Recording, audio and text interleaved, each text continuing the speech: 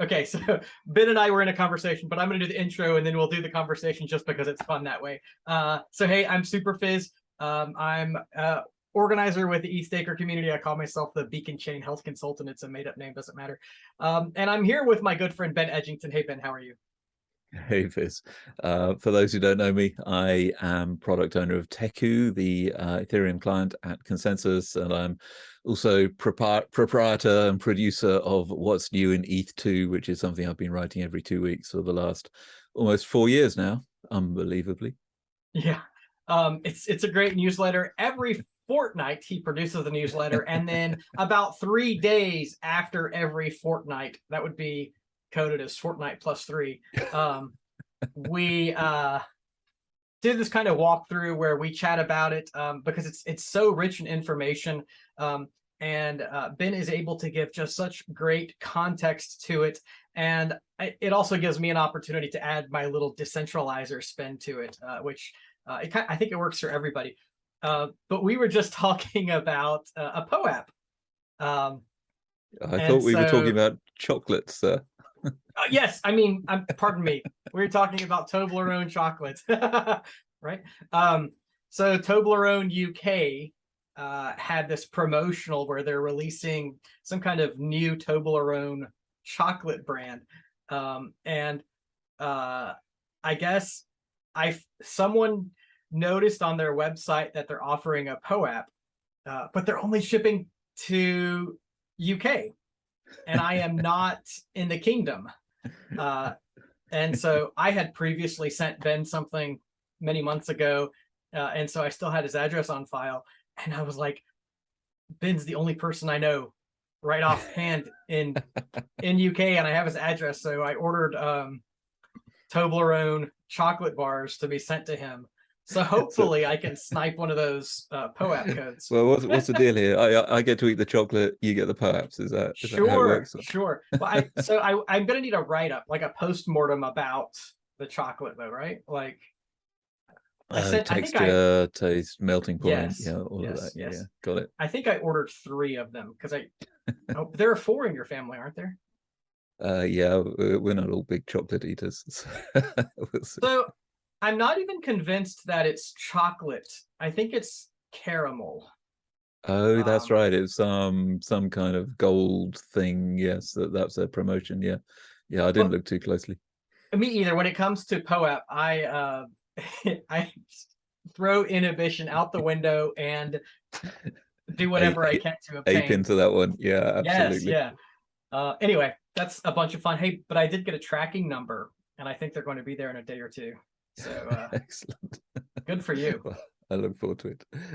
Oh, and the newsletter. We talk about the newsletter too, Oh right? yeah, yeah. We better have a look. Ben and I were greeting this morning, and he well, this morning for me, and he started bringing that up, and I'm like, wait, stop, let's record it for posterity.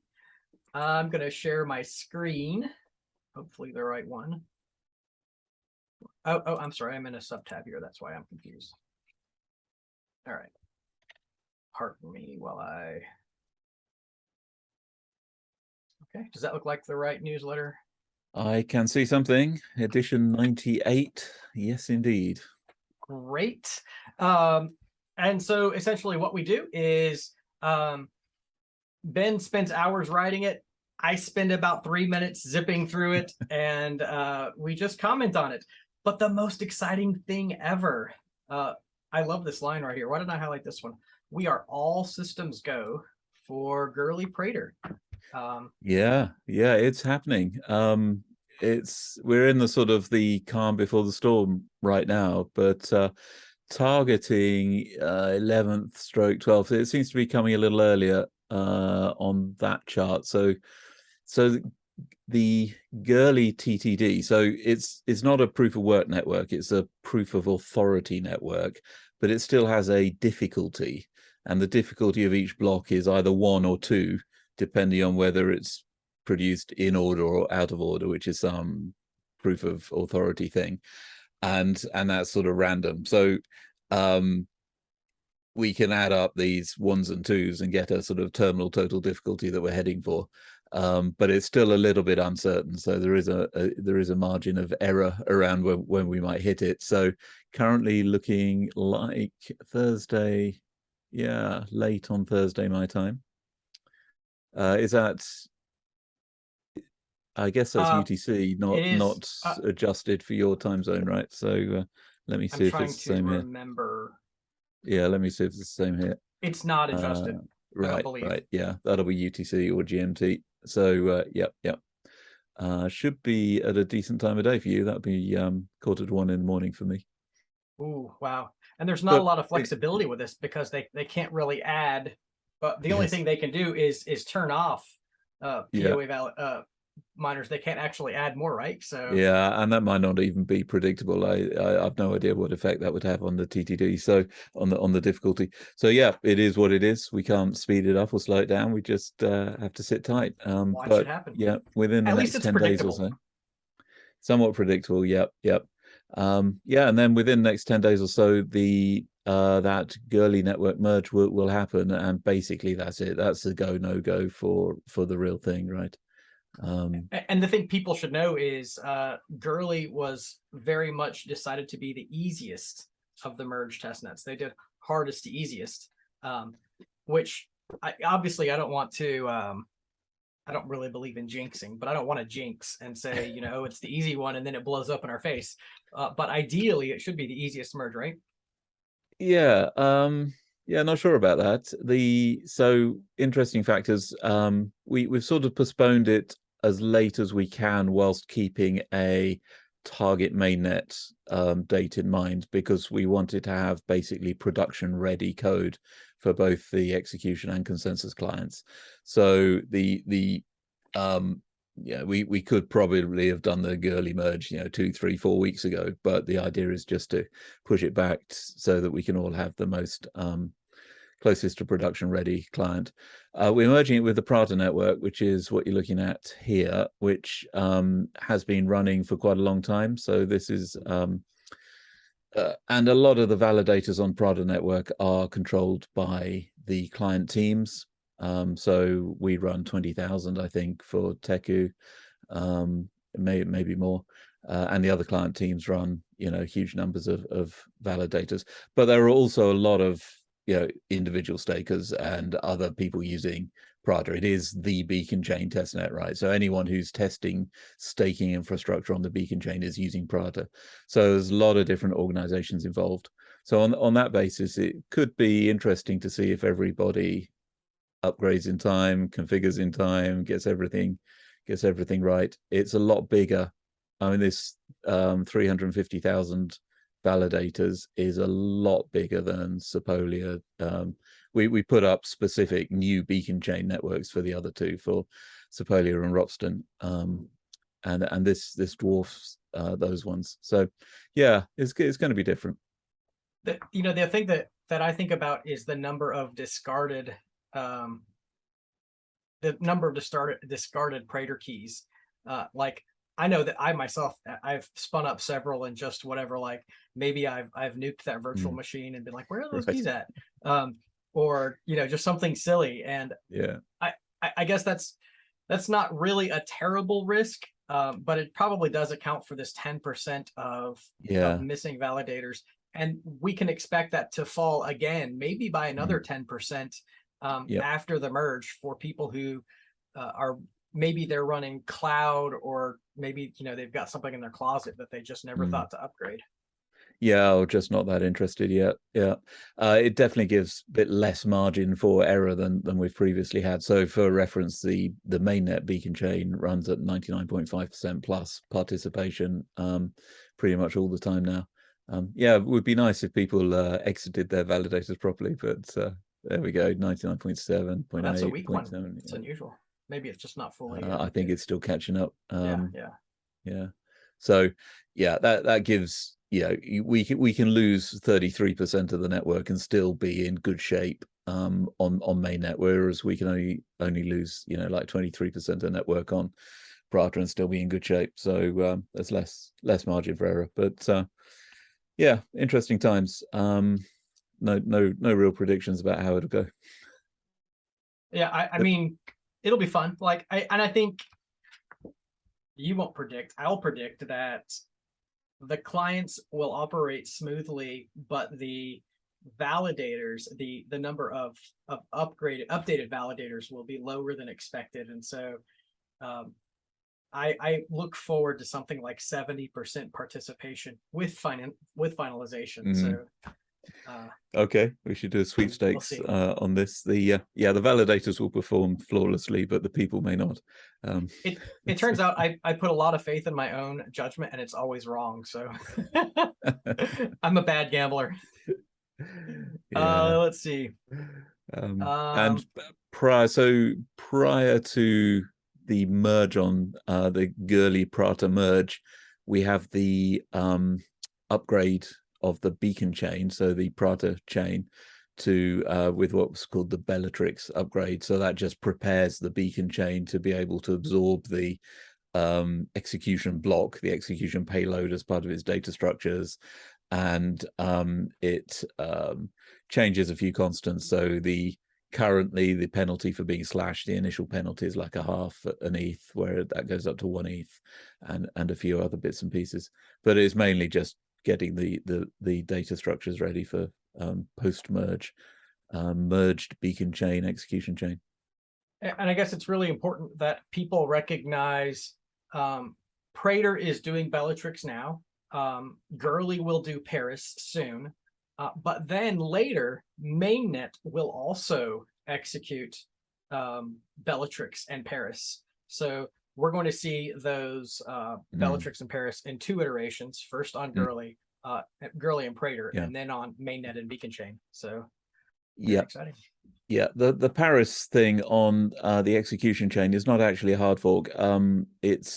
So clients will need to be updated, and they need to be running the Paris compatible code, but it doesn't need to be coordinated because it doesn't become active until the merge event itself. Whereas on the beacon chain, we are becoming active with the Bellatrix code ahead of time. Which is, we got to Godel the code that manages the TTD and stuff, and the fork choice when the merge happens. That needs to be ready. Cool. So yeah, we're looking at that probably between August 6th and 12th. I'm hearing August 10th, and I guess we just looked at the bordel. It's definitely towards the end of that window. Bankless and eStaker are working together to do a community call. I don't know a lot of details about it. We are working with Bankless, but we're very much letting them take the lead. And so as soon as they publish more details from their side, then we'll definitely get them out there. But I'll definitely be there. It'll be the third of 4 what is it, trail to the merge update POAPs. That's really like, I'm just here for the POAPs. But we did a POAP for Sepolia, one for Ropsten Sepolia. We'll do one for Gurley, and then one for Mainnet. Indeed, and they mentioned Bankless spoke about this on last week's roll-up, so they know it's coming. Yeah. I think it's much of this is just, it's been done. Like we've got the flow of it, so we all kind of know what it's going to look like. We all kind of know what it's going to happen, when it's going to happen. We just haven't etched it in stone, but it's there. It'll be there. So Song a Day Man is teed up and ready to go. Yes, he's very stoked about it. So I'm excited. And well, so speaking of that, for Mainnet, our plan is to do some of the old fun stuff. The Mainnet plan is the Daily Gwei, Bankless, and ETHstaker streaming from the Ethereum Foundation stream, so we can all be together in one place. And that means we can have all of the guests in one place, and they're not, hopping calls. We're planning to do a POAP.art canvas that we can all kind of, so everybody contributes pixels, and then we have one magnificent picture in the end. And Jonathan, man, on the final call, we think he's going to do a planned out song, hopefully one that has had a lot of polish to it. He often does impromptu songs, which the audience loves, but they don't always have the same musical qualities. So they're just Delicately put.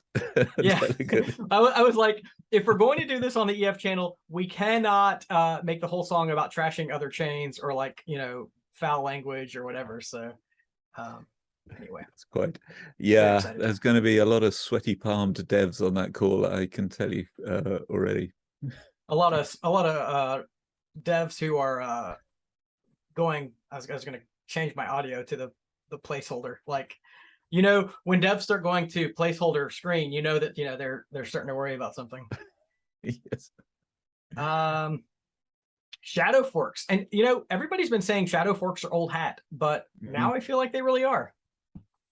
Yeah, they definitely routine now. You know, we're still finding one or two little issues. They're definitely still worth doing. And, you know, just learning about the configuration and so on. Slightly weird edge case with Nethermind showed up in the last mainnet shadow forks, number 10. You know, not a catastrophic issue, but a temporary deadlock was discovered, and you know, basically the spec wasn't clear enough on some edge case, and that's easy to clear up. So but yeah, routine, and it should be at this stage. If we were still having major issues with shadow forks, then you know, we wouldn't be looking at a merge in potentially, you know, 6 weeks or something. I mean, it's how it should be. I'm not sure whose comment it was. It may have been you. We may have talked about this last time. I want to say that I heard it on a talk though. The idea that we should have been doing shadow forks for like the past 7 years. And it's just this great idea that now makes so much sense that will really improve our progress going forward.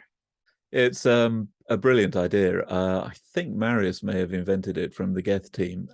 It was yeah, just stroke of genius, and it's been really helpful. Yeah, great. Prepping for the merge. So exciting. This is a lot of work. Not, I don't want to say it is a lot of work. It is some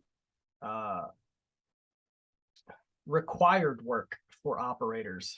Kind of critical work that they get it done. Not that it's hard, but things that really need to get done. Yep. And this Girly Prada merge, it's your last chance. It's going to be the closest thing architecturally to the real thing, and you know, people would be well advised to spin up a node and give it a whirl, either, you know, as a staker or just as a non-staker, setting up your consensus client and your execution client so that they can follow along and make sure that they can continue to progress through the merge. There are a whole bunch of just fiddly little configuration things to get right to make it all happen. So yeah.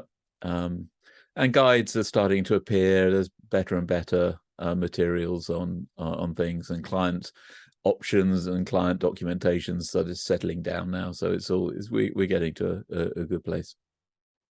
Yeah.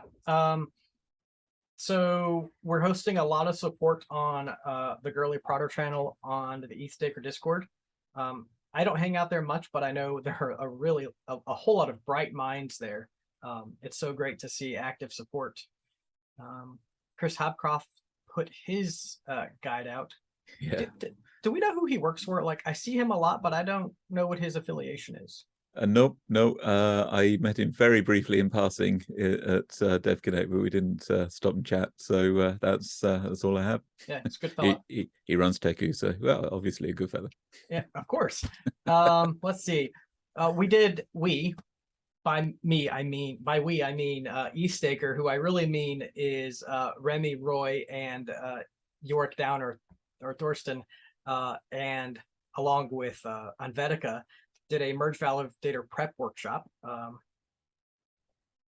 My favorite thing about that, go ahead. Yeah. I just tuned into it sort of while I was writing, so it was on in the background, so I wasn't following blow by blow, but I could hear that there was some good stuff going on, some good questions, and covering a lot of ground. So yeah, that was great to just hear that and see the participation. There are a couple of hundred people sort of on the channel as it was happening, and I guess a lot more will catch up later. Yeah, as kind of an organizer for ETHstaker, I love to see subgroups branch off and just do stuff. And so like they didn't even invite me. They just sort of said, hey, this is a thing we're doing. And so that just gives me so much satisfaction for the ETH Staker group that they are supporting without sort of requiring everyone to be on board for everything. So I just love Some point the day will come when they don't need you anymore, Fizz, and then you can retire to a beach somewhere. I think that happened about 8 months ago. Infura is doing weekly merge workshops.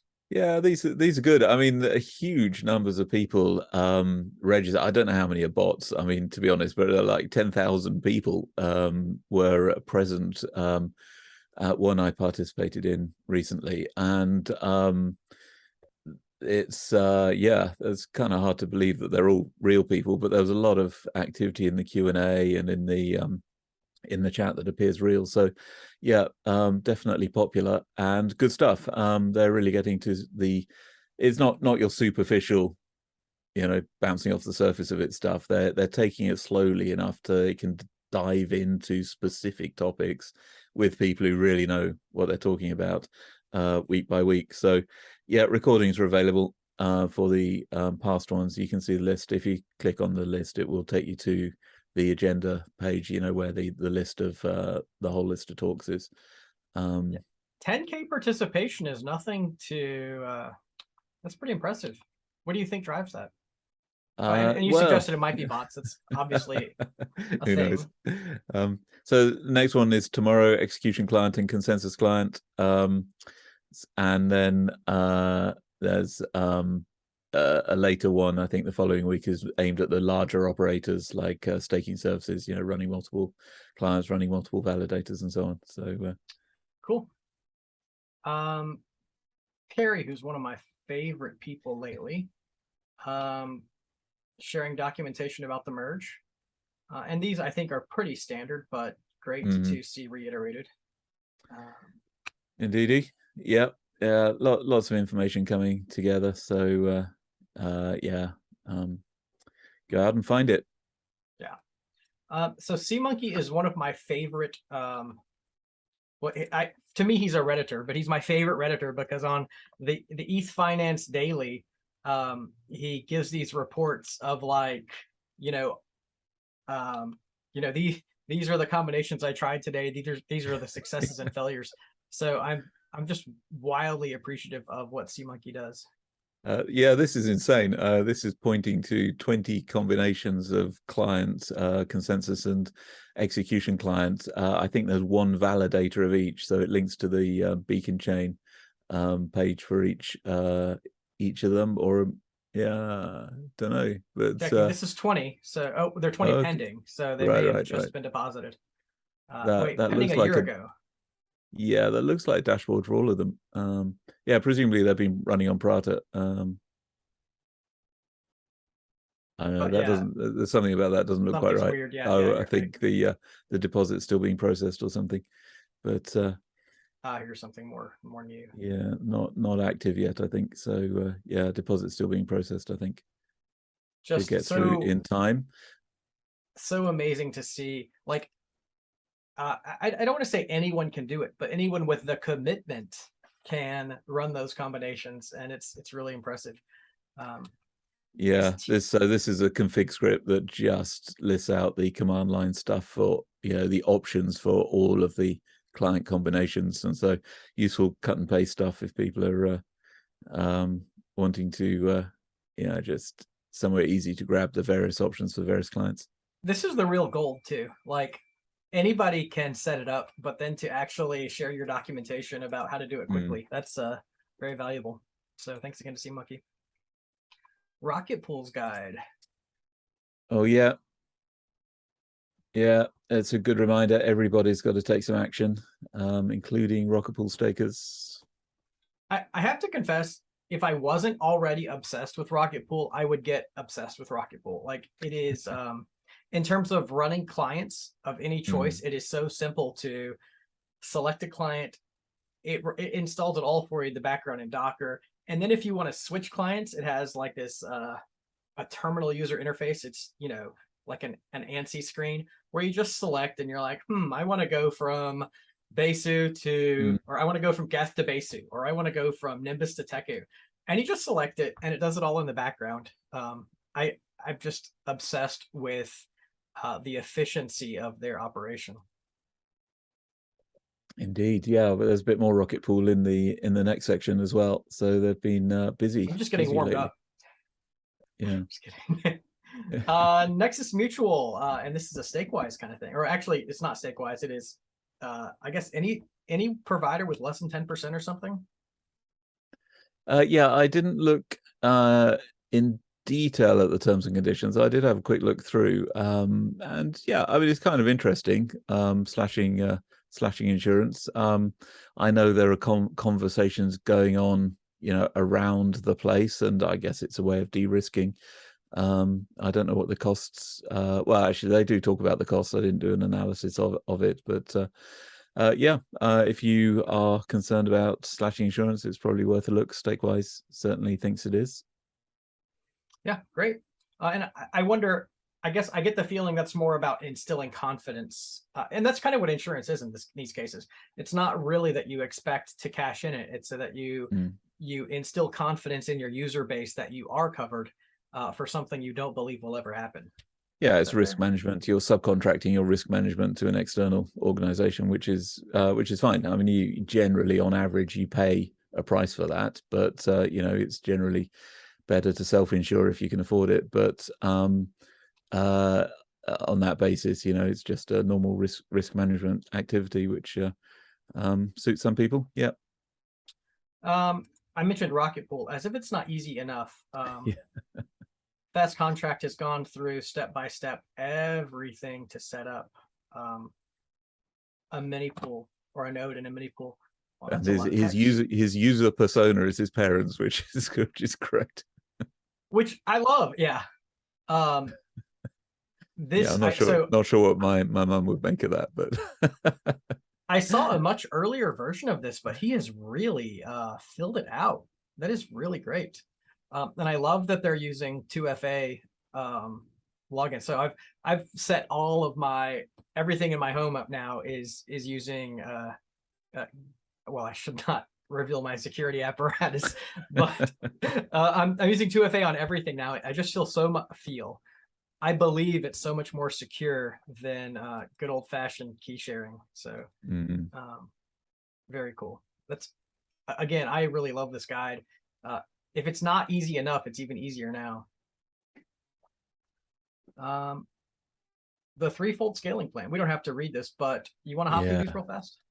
Yeah, this is really good. So there was a podcast which gets a nod in at the end of the thread, which I heard a few weeks ago, which was I think it's Ryan Berkman's, who was talking about, I quoted his take on Lido, which was very negative, but he also outlined quite a lot of issues that Rocket Pool had. Because the question is, if we're down on Lido, then what's our alternative? What can we offer as a solution to that? And he had some suggestions for Rocket Pool about how they might consider improving their lowering their capital costs and so on, and just attracting a big user base. And Rocket Pool have come up with a brilliant, really, really strong response.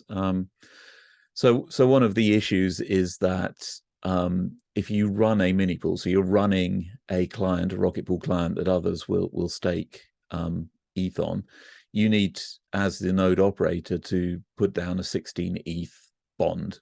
Now, basically, because that's a maximum your node can ever lose absent slashing. So if you neglect it completely and the network's not finalizing, then it will run down to 16 ETH and you'll get kicked out. And then you lose 16 ETH and your others can be made whole, the ones that you're hosting from that.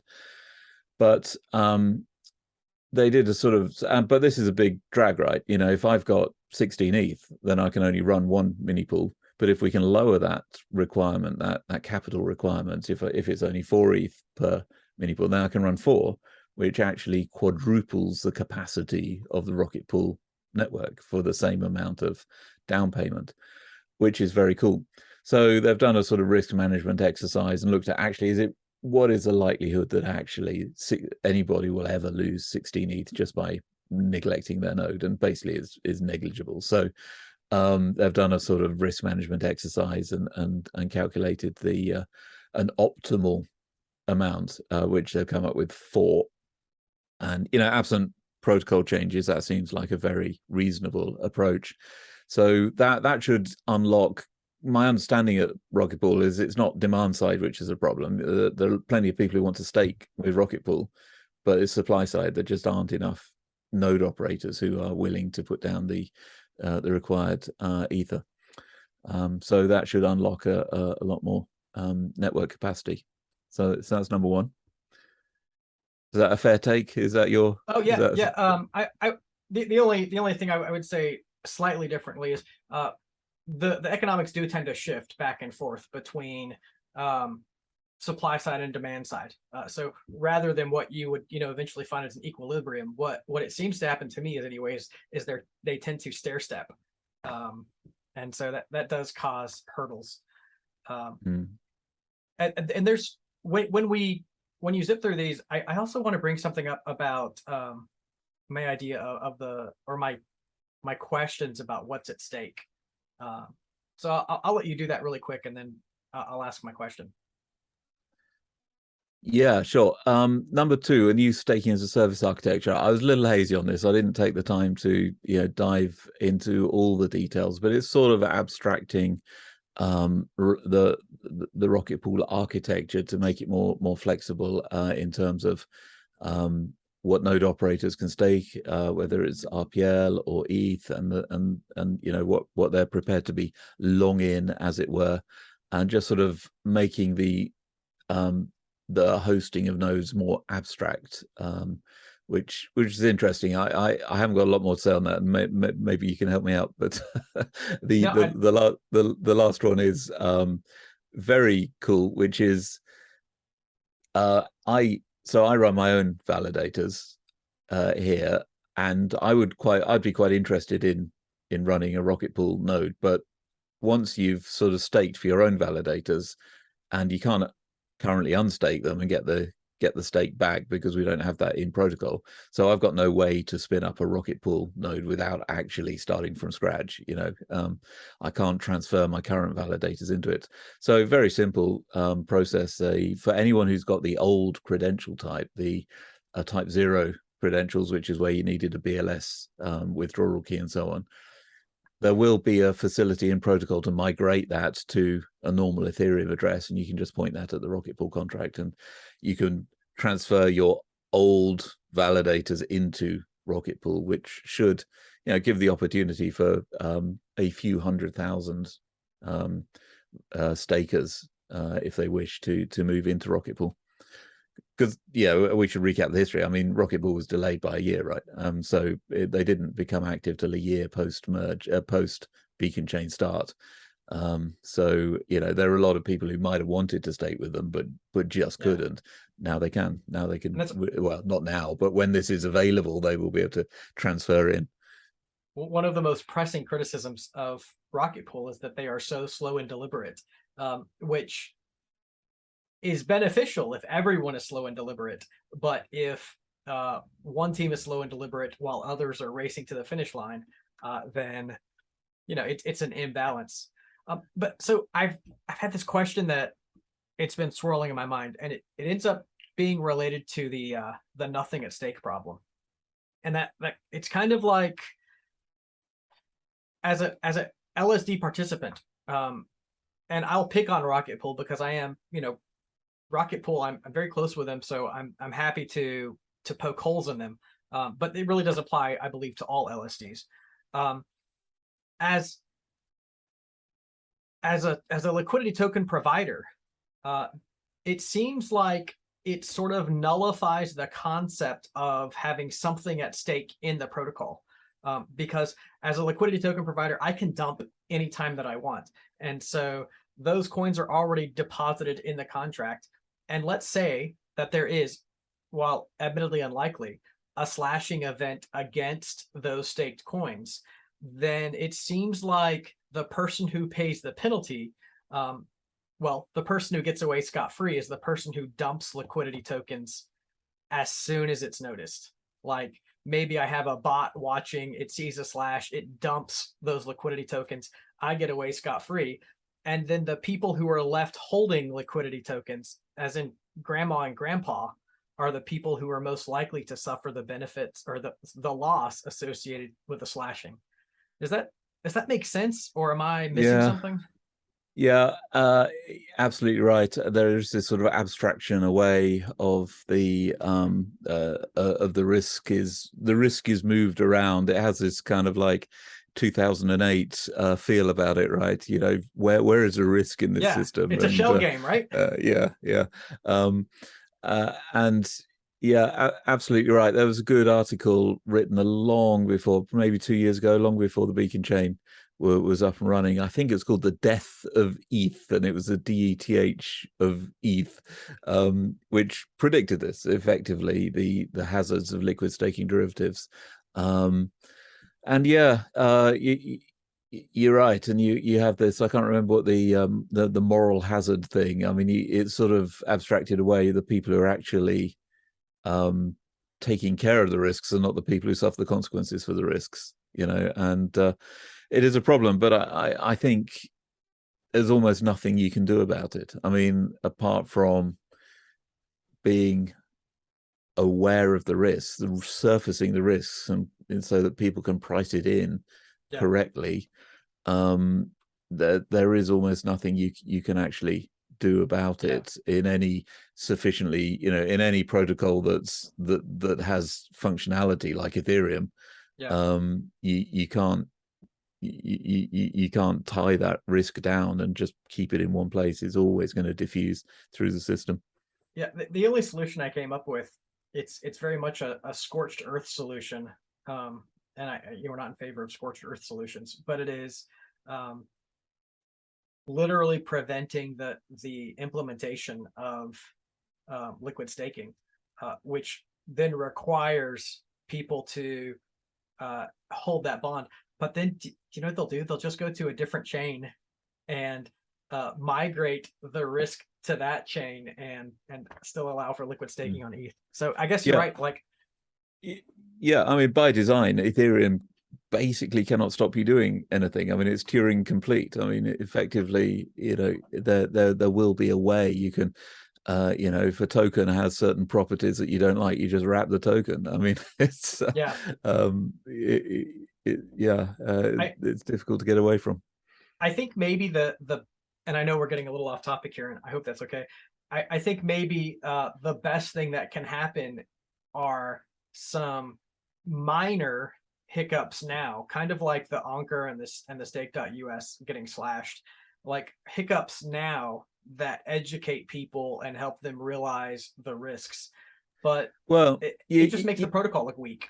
You think so, wouldn't you? I mean, so one of the big factors in bringing down 3 Arrows Capital, which was, you know, a seismic event in this ecosystem, right, was staked ETH drifting from its not peg but nominal peg to ETH, right? Because they leveraged up on the fact that staked ETH was, you know, should trade and converge with ETH in the long term, but the market can remain irrational longer than you can remain solvent, right? So as the staked ETH price drifted from the Ether price due to forced selling by people who are getting liquidated, they got liquidated, and that was very, very expensive. So massive risk event due to not properly pricing the cost of liquid staking derivatives.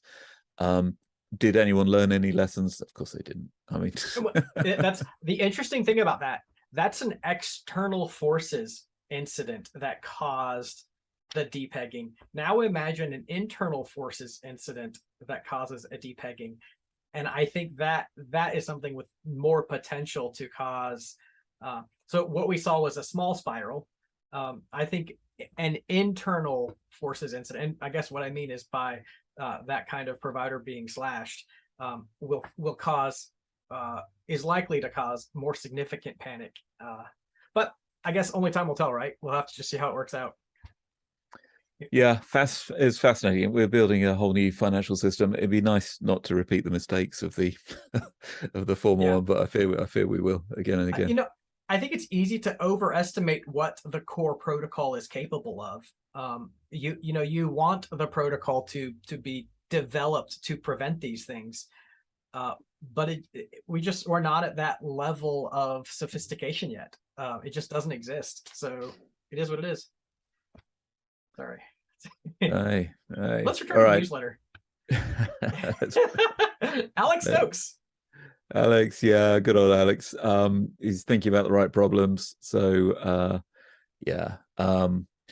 This is a kind of issue we've had on the back burner for a while.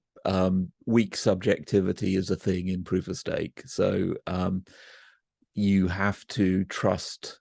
If you're bringing a new node online, you need some people you trust to some degree. To be confident that you are joining the right branch, the right fork of the network. In principle, I mean, in practice, I don't think it's going to be a big deal, but in principle, you do. How do you build and how do you automate this trust? And Alex is thinking about that. So yeah, very cool. I mean, that article on weak subjectivity is Vitalik about 2014, I think, writing about it. It's not a new problem, but we're just putting down practical solutions to it. It's interesting. I guess the deeper I get into this, it's interesting to realize how much of trustlessness is bootstrapped in trust. I get the need to get away from it, but it is kind of our bootstrap. Yeah. Every time I transact with a DeFi protocol, I remind myself I have not audited their code.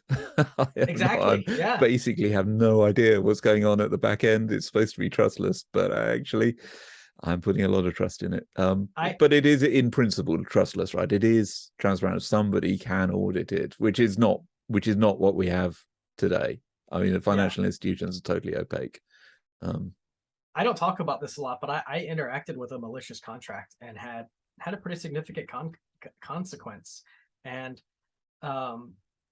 it's like it may be trustless, but I did trust it, and it abused my trust. And so we're not quite not quite as far away from trust as we'd like to be, but yes. I guess we're getting there. My POAPs, that's what I lost, but they all came back. It's okay. Let's see. Very important. Everyone does know you need to run a execution and consensus client post merge, but tell us the exciting but here. Yeah, I think we touched on this last time, perhaps, because the Geth team had been working on something a bit similar, but now the Nimbus team, who are really championing light client technology, which is great, along with the Lodestar team. Yeah, in future, if you just want to interact with the execution chain, so you want to host a smart contract or an application, or you just want to get know what your account balance is or whatever it is, you don't under the merge architecture, you have to run a full consensus client and a full execution client, and the consensus client checks that you're on the right chain and that everything is correct, and the execution client checks that the transactions and maintains a state of everybody's account balances and so on. In future, you may be able to run, instead of a full beacon node, just a light client to the beacon chain, which is very low data requirement and very low CPU requirement. So one of the lessons learned from Ethereum 1 is that the light clients are really hard to build in Ethereum 1. It just wasn't designed with light clients in mind. Ethereum 2, from the ground up, and in the stuff I've been writing in the book, I call this out quite a lot because it's surprising where it pops up. Ethereum 2 has really been designed to be light client friendly. So every data structure we have, every cryptographic algorithm we have is designed to make it to make light clients light. So you can have this potentially in browser, or very small piece of code potentially built into an Ethereum execution engine, which will consult the beacon chain, and it can validate based on some minor trust assumptions. It can just get a small amount of data from the network and validate that you're on the right part of the beacon chain, and that your execution client is following the correct state and has all the correct information it needs. So that is pretty cool. It feels like in a couple of years, when we have statelessness and light clients, that the dreams of running a validator on something like a toaster. Now, if you trust your toaster, with $10 million worth of ETH at that point, that's great. But the computing power required, the storage, everyone's panicking, or everyone's worried, well, I only have a 1 terabyte drive. And I really do suggest a 2 terabyte drive for home stakers now. But that there's going to be a cap to that. It's not going to grow forever. Yeah, if we deliver on the roadmap, yep. Oh, we'll deliver. It may take 40 years, right? But it'll happen. I always love Mega Labs. Such great contributions. Yeah.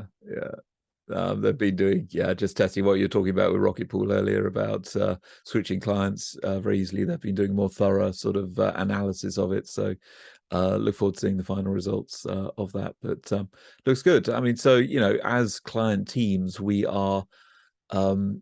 initially started going our separate ways, implementing very different interfaces and slashing protection and everything. But one of the things that I think we've done well is cooperated on things like common slashing protection interchange format. So you can export the slashing data from Prism and you can import it into Teku. And just putting these mechanisms in place, which are user friendly, has been a very big part of our collaboration. And it's great. Sure. And help me, please correct me if I misunderstand this, but you know that I generally consider myself a home staker, not an enterprise staker. And so this article, it talks, about migrating 250 validators and how you would want to migrate the slashing protection database. As a home staker, I generally just shut my node down for, 12, 13 minutes and then reboot, get back online. And those are kind of different requirements because, as an enterprise staker, if I'm Coinbase or if I'm Kraken and I'm running thousands of validators, I can't afford for my customers to see me offline. But if I'm, Fizz at home and I have, 1 validator, just shut it off for a while and restart it. Is that kind of a fair assessment? Yeah, that works. The 2 epoch kind of shutdown should be fine as long as your system clock on your new box is okay. I mean, the slashing protection will save you if you change time zone between your boxes or something. So it's worth going through the small extra step if you are migrating between boxes, just for complete peace of mind. I would recommend doing it. But I should probably recommend that it's best practice instead of doing it fast and loose. But it's always that balance. You can always take an extra step. You can always, you can expand everything. You can build your client from source every time. But you end up making trade-offs, and the trade-offs that you make, you can generate your keys on a completely air-gapped machine in a cave that's, shielded from RF interference. But people just generate keys.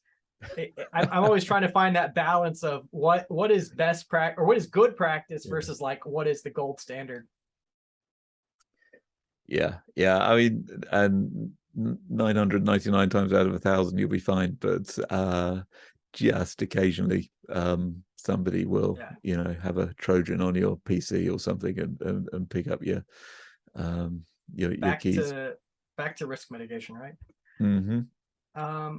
Opal has launched their Athena testnet. I saw this, but I didn't hop into it. What do you think? Great to see progress. So this distributed validator technology is coming. So SSV Network and Opal are both working on it. We're moving towards sort of standardizing the behaviors. This, I think, will be having options is great. So this is an infrastructure option so that you can run a resilient, reliable validator made up of multiple nodes, and you can lose one or multiple of those nodes and still continue functioning. So no downtime. So this is great technology, and yeah, good to see progress. I don't know what else to say on that one. Good. Yeah, I'm excited about it too.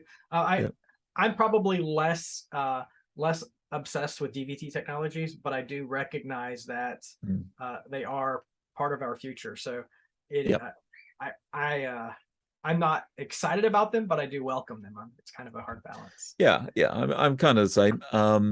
And I think what I like about these guys is that they have a multi-year future vision. So I'm often in the what do the next 2 to 3 months look like mode, kind of what features are we working on, and what's the next thing for Teku, and relatively short term thing. But this infrastructure layer is a multi-year play. What will staking on Ethereum look like in 10 years time?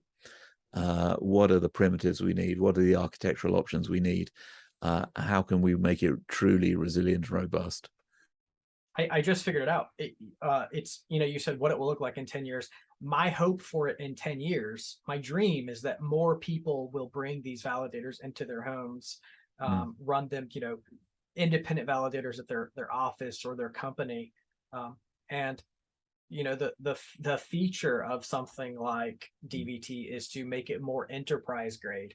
And I think that's where that difference is. Like, I know there will be enterprise operators, but I want to pull that back into homes.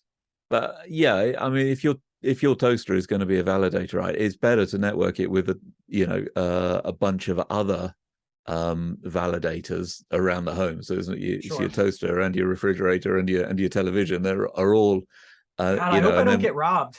Right, and then don't steal my toaster. or your toaster and my toaster, both being validators, right, in the pool, so that if it's on low end hardware, if it goes down, or I need to reboot my toaster, or whatever, my internet goes down, that our collective validator keeps running. So that's the promise of distributed validator technology, is that it gives us resilience even if individual nodes are unreliable, which might be really good for home staking. I mean, it could open a whole new kind of style. I really imagine that as the promise versus the delivery. The promise is at my home, my validator, my toaster and my refrigerator are linked. But the delivery is more likely something like AT&T and Ford and Tesla are running, all of these validators and kind of taking it to 78 levels above people doing it at home, which is the difference between what we hoped would happen versus the actual implementation. So I guess only time will tell. We will see. We will see. Nothing is more. I need to find this clip from, I believe it was Vitalik at ETHCC, where he's saying, you'll be able to stake from your laptop. And if you're traveling, it's okay. Like, you might be offline for a third of the time, but it's no big deal. That has always been my dream of staking. And at some point I have to acknowledge that reality will be a little bit different. Yeah. But if we had, we're probably going a bit of a tangent here, but if we had 8 people's laptops in mini pools in different time zones, in a distributed validator technology pool, then when you're offline but I'm online, and enough people, as long as enough people in that group are online, then we're good. So, that would be absolutely sexy to me. That's a great a great optimistic perspective. Let's crack on. I'm on these tangents today. I hope it's okay with you. I'm enjoying it. It's good with me. I just hope our audience have got the patience. I don't even know if we have an audience there. I know you look. No, I don't. Not anymore. All right. Not anymore. We'll check and see. Hey, so I've never said this stuff before. Comment if you don't mind the tangents, or if you do like the tangents, and we can tighten it up one way or the other. 48, 44, and done. Yeah, Polynar has become a bit of a troll these days. Started off with some very incisive analysis of layer 2 stuff, but has becomes kind of self-confessed asking the hard questions in some ways. Yeah, which is interesting. So this is basically a suggestion that we ditch dank sharding from the roadmap, or push it out 20 or 30 years, and that actually we just do proto dank sharding 4844, which is an in protocol, which is basically a block size increase, or a temporary block size increase, because you can throw away the extra data after a month. And Polinar argues that this is going to be perfectly adequate for the foreseeable future. It will provide plenty of data space for roll-ups in any conceivable usage patterns for the coming years, which is interesting. I mean, as I say here, it's a kind of echo of phase 1 and done, which Casey put out there like 3 or more years ago. And it ended up being what the route we went down, and because we had this phase 0, phase 1, phase 2 roadmap, and Casey's argument was ditch phase 2, which was kind of in protocol execution shards, and that's what we did. We pushed that to roll-ups and said, okay, that's that now outside protocol, and that's what happened. So yeah, we'll see. We'll see. We proceed a step at a time. We deliver. We reevaluate. We reorientate, pivot if necessary. So it's the Ethereum way. I'm mostly amused to see that the phased approach is no longer in my consciousness. Like, it used to be all we talked about, and now it's totally deprecated. Yeah, the warning not to be too wed to a particular roadmap. Yeah. Explainers. Ethereum pools does these really great. Is it an image? Yes. Thoughts? Yeah, more good stuff. I mean, just looking at the analysis of how people are doing in practice on the Beacon chain. So, yep, if you're interested in rewards and penalties, take a look. Yeah, I do like Ethereum pools stuff. There's some good stuff coming out of there. For me, it's a struggle because it's the focus on rewards and the focus on uptime. And I'm not focused on uptime and rewards. I'm focused on network health. And it's that whole idea that the most robust network we're going to have is not one with perfect rewards. That's a legacy, traditional, centralized system. The most robust network we're going to have is going to be one with variable rewards, people offline, people running validators in places where hurricanes and tornadoes happened in the real world. So I do struggle with that. Yeah, I kind of get you, but the rewards are there for a purpose. I mean, they are to encourage you to, a degree of it. But yeah, I mean, I agree about, definitely agree about kind of arguing about the last, decimal point of uptime. Yeah. But and people do get obsessed with that, which I think is crazy. But in general, the network rewards you for being up for a reason. I mean, this is, Yeah. Shijin. So I do follow Shijin on Twitter. Her FAQs are great. Yeah, this is good. Good insights, all accurate. Love it. Yeah. You change your PFP, and now whenever someone changes their PFP, I don't know them on Twitter anymore. Like, there should be a law against that. Crypto Texan tackles 8 misconceptions about the merge. That was a great video. Just lifted from the Ethereum website, but in bite-sized form.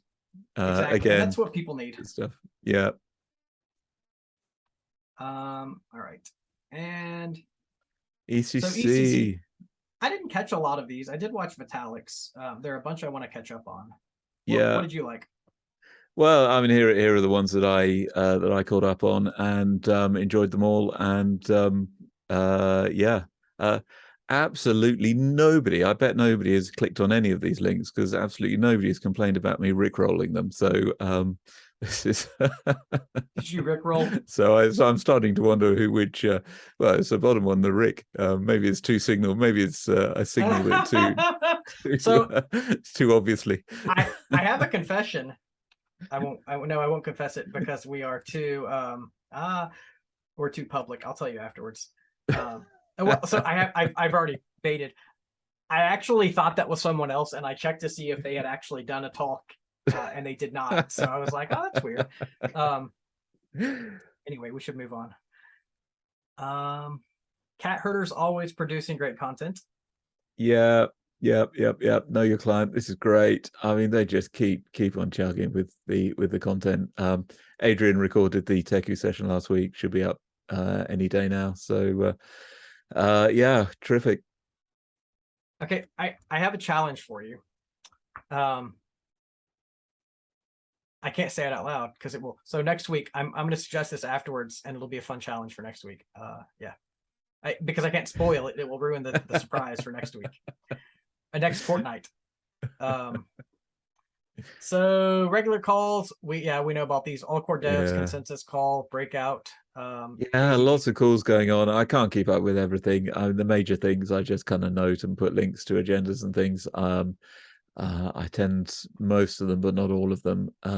So just and I guess what we really need are people to do really good Twitter summaries, like these bite-sized chunks. That really is how we get information out lately. Yeah, Tim Baker is great at doing most of the big ones, the all core devs, for example, and Christine does some pretty good summaries as well, though she's taken to more long form stuff now. Yeah, and I also look forward to Perry's follow-ups there, or Perry's summaries. They're very valuable of like the shadow forks. Yeah. The reason I include all this stuff is I have this kind of fantasy that, you know, in 100 years' time, there'll be a sort of digital archaeologist who wants to kind of, track the origins of the Ethereum story, and we'll be digging down into the archives, and we'll want to find where all the materials are. And I sort of fantasize that, you know, what's new in Eth2 will be the place that kind of links to absolutely everything that's required. And this digital archaeologist will be profoundly grateful to me for having put it all together. It's all because of Ben Edgington. It's a valid fantasy. I mean, it's a public good. You're doing a future public service. It's important to line those things up, because getting the time that different things happened, like in the same scope, is very difficult. For me, I'm always like, yeah, even at a couple of years distance, it's kind of hard to remember how things played out, right? Definitely. Stateful works.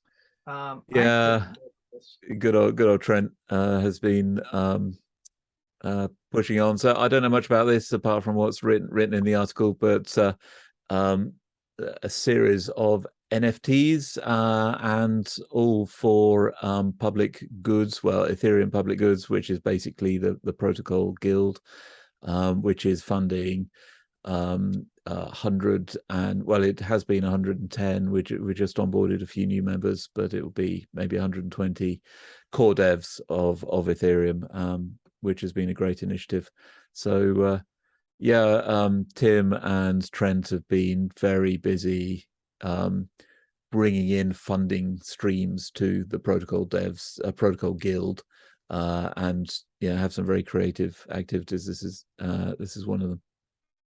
So I absolutely adore Trent, but when I read these things, sometimes I'm like, I just want the link to engage. Like, there's a lot of context, and I'm like, where's the buy button? Like, just show me the buy button. But he buries it, like it's in there somewhere. You just have to find it. Trent, if you're listening, stick a buy button on it. All right. I think we made it to the end. A highly favorite. Yeah. So Trent Protocol Guild, though that project is obviously very near and dear to our heart. So anything you can do to support them also supports the Ethereum ecosystem. So very awesome. We come to time, but since we've talked about POAPs quite a lot, let me just shill Lefteris. If you want a very exclusive POAP, I retweeted Lefteris's marathon thing. He's running the Berlin Marathon, which in September, and he's fundraising for a great cause, which is for infant heart babies who have heart defects. And there are POAPs. That's the point. The point is that he is offering POAPs to those who are donating. He's harnessing the power of the POAP. So he's aiming to raise like 42,000 I think, or dollars worth, which is like or it might be euro, 42,000 euros, I think, which is like a euro for every meter of the wow, that's of the marathon.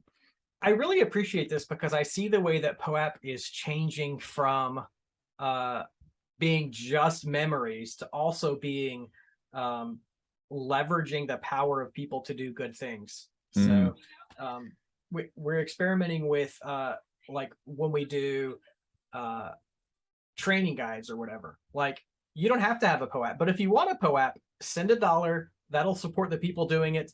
And so this is very much the same. I'm very happy to support Lefteris and very happy we're talking about it.